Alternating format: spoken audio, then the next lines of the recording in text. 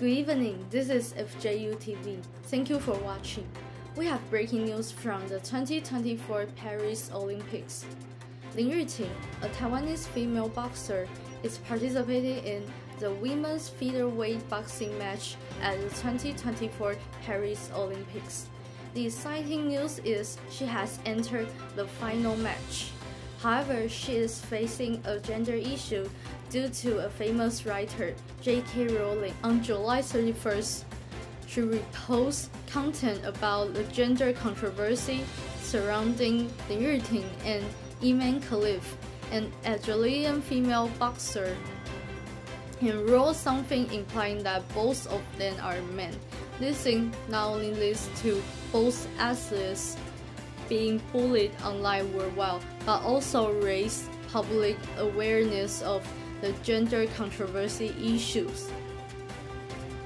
In fact, the way to verify athletes' gender have been discussed for a long time. Let's take a look at what the professor says.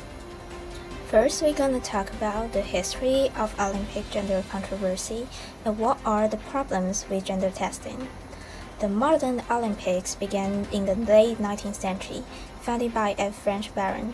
Initially, women were largely excluded from competition, participating only a few events, due to beliefs that strenuous exercise could harm their health. After World War I, feminist Alice Millet held women enter track and field events. The 1928 Amsterdam Olympics allowed women to run the 800 meters for the first time, but skepticism about their ability led to a ban on long-distance race for women until 1960. During the Cold War, there was a lot of anxiety about gender as both the US and the Soviet Union used female athletes to show off their national strengths. This led to gender testing for women athletes, which started with some pretty humiliating physical exams, and later turned into chromosome testing in the 1960s. Unfortunately, these tests often got it wrong, especially when it came to intersex athletes. Take the case of Iwa Kovalevska, for example.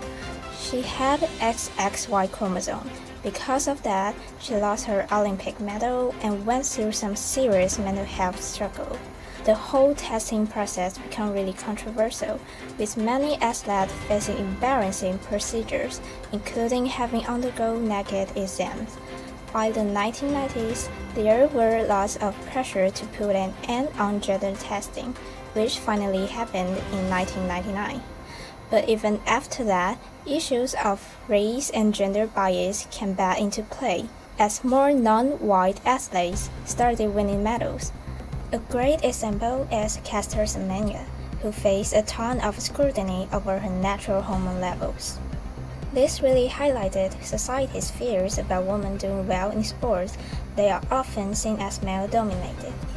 Critics claim that biological males have an unfair advantage, but this viewpoint usually points to deeper biases about what women can achieve. Okay, thanks for the historical introduction. I'm going to talk about people's reactions and give some advice to solve the problem.